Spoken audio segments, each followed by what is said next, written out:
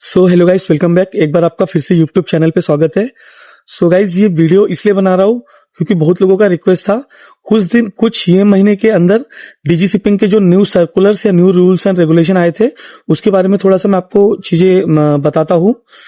जैसे एक first circular मैं बताता हूँ, 7/8/2025 मतलब 7/8/2025 को आया था। ये जो नोटिस आया हुआ है, checklist carrying of out in initial annual renewal inspection. जिससे क्या होता था मैं आपको समझाता हूँ। जिसे आप कोई स्कूल या कॉलेज में देखते थे, उसका एनुअली इंस्पेक्शन होता था, या बड़ी कंपनियां जो आईटीएफ की शिपिंग कंपनियां थी उसका भी इंस्पेक्शन होता है। बट ये चीज आरपीएसएल कंपनी में नहीं था। आरपीएसएल कंपनियां ये सब इंस्पेक्शन नहीं करती थी। लेकिन अब डीजी शिपिंग के नए रूल्स के हिसाब से अब एनुअली हर आरपीएसएल कंपनी का इंस्पेक्शन होएगा। उनको अपना पूरा प्रूफ ऑफ रिकॉर्ड मतलब सब कुछ दिखाना पड़ेगा डीजी शिपिंग को कि हाँ कितने लोगों को रिक्रूट किया, कितने लोगों को प्लेसमेंट दिया, क्या किया, कैसा किया, वो सब चीज इनको बतानी पड़ेगी। ये हो गया आपका फर्स्ट नोटिस जो 7/8/2025 को आया। अब हम बात करेंगे दूसरा नोटिस 13/8/2025 को, office order the following revise work allocation. मतलब जितने भी डीजी शिपिंग के अंदर काम करते थे, जैसे कि आईएएस लेवल के या पीसीएस लेवल के या ऑफिशियली लेवल के जो पीएफ में कौन थे, सबका एक तरह से तबादला हुआ है, मतलब चेंजेस हुए, नए लोगों को रिक्रूट किया हुआ है। जैसे देखो, एक है captain Anees Joseph DYNS comes senior DGS technical will hold the charge of IT and e governance. तो यहाँ पे चेंजेस हुआ है। जितने भी नए स्टाफ आए हुए डीजी शिपिंग के अंदर बड़े बड़े लोग पोस्ट पे, उन सबका एक नोटिस आया हुआ है कि इतने लोगों को हमने चेंज किया है, नए लोगों को रिप्लेस किया है। फिर एक बहुत इंपॉर्टेंट नोटिस है जो 13/8/2025 को ही आया हुआ है, नहीं सॉरी 12/8/2025 का आया हुआ है। Symposium on seafarer recruitment and welfare. 21 अगस्त को डीजी शिपिंग एक प्रोग्राम या वेबिनार करने जा रही है। बड़ा प्रोग्राम होएगा। इस प्रोग्राम में डीजी शिपिंग के आदमी जो भी पर्सनल एम्प्लॉय रहेंगे, दूसरा सीमेन प्रोविडेंट फंड के या मर्चेंट नेवी के रिलेटेड जितने भी मतलब सर्कल समझ लो, वो सारे लोग इस वेबिनार में मौजूद रहेंगे। यहाँ पे मेन क्या डिस्कस होएगा, सीमेन प्रोविडेंट फंड का जो पैसा आता है वो पैसा कहाँ कहाँ कैसे कैसे यूज होता है, वो सब चीजें बताई जाएंगी।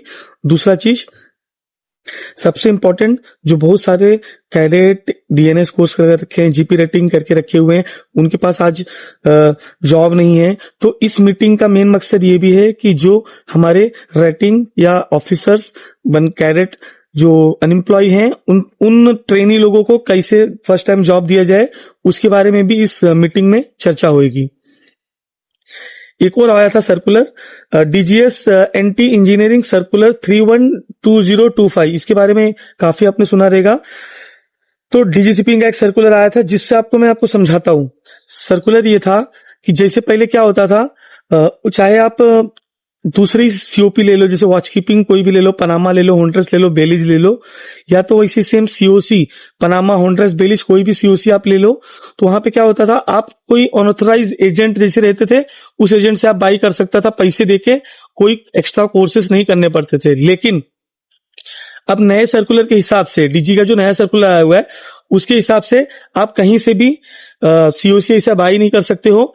आपको जो डीजी अप्रूव इंस्टीट्यूट जो मतलब जो भी सीओसी होंड्रस या बेलीज या जो भी सीओसी वो लोग इशू करेगा, वो डीजी अप्रूव रहना चाहिए। उस पर फुल कंट्रोल जो रहेगा अभी DG shipping government of India का रहेगा। पहले ऐसा नहीं था।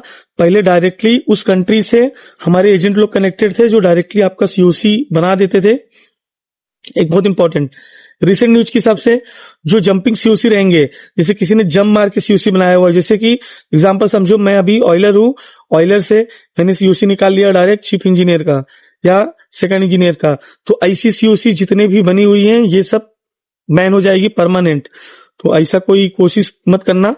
एक चीज बहुत इंपॉर्टेंट, फ्यूचर में आप कभी भी कोई भी अगर आपको सीओसी भी बनाना है तो डीजी अप्रूव इंस्टीट्यूट के थ्रू ही जाओ, ना कि आप ऐसे ही कहीं अलता पलता कूद जाओ और कोर्स कर लो। बाद में आपका अगर पकड़े गए डीजी शिपिंग के अनुसार तो आपका सीओसी जाएगा, आपका एंडोस ब्लॉक होएगा।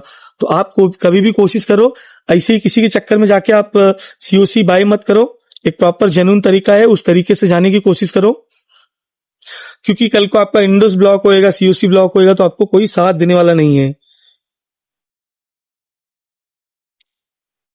देखो ये भी एक नोटिस है, 1/8/2025 का आया हुआ है। Provident on conduct maritime training India by foreign maritime administration.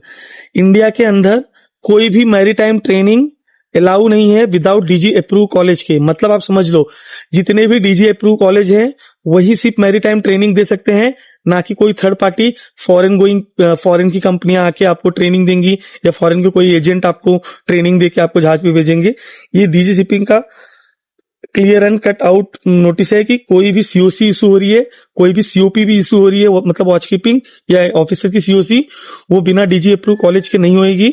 इसके लिए कुछ भी करना पड़े, ऐसा कोई आपको बोले कि आप निकाल लो हम देख लेंगे, या कोई एजेंट का तो पता ही है, बड़ी बड़ी बातें करेगा। आप किसी एजेंट के पास जाओगे, बोलेगा हाँ मैं निकाल देता हूँ पनामा सीओपी, आप उसके चक्कर मत पड़ो, क्योंकि पकड़े जाने पे सीडीसी आपकी सरेंडर होएगी, डॉक्यूमेंट आपके कैंसिल होंगे। वो एजेंट का क्या है, एजेंट का कोई फ्यूचर खराब नहीं होएगा।